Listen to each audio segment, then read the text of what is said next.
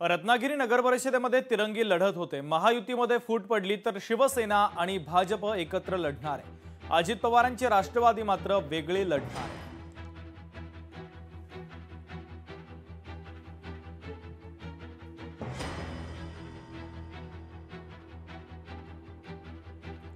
तर एकूण नगरसेवक आहेत 32। रत्नागिरीमध्ये नगरसेवक पदाचे उमेदवार 32 आहेत। महिलांसाठी आरक्षित जागा आहेत 32 पैकी 16। नगराध्यक्ष पद हे महिला खुला प्रवर्गासाठी राखीव आहे।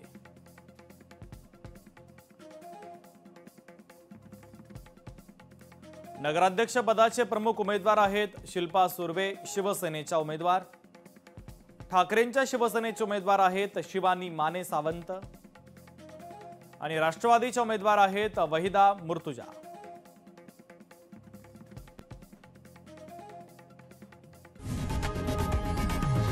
लोकशाही मराठी ऐका, पहा, जागरूक रहा।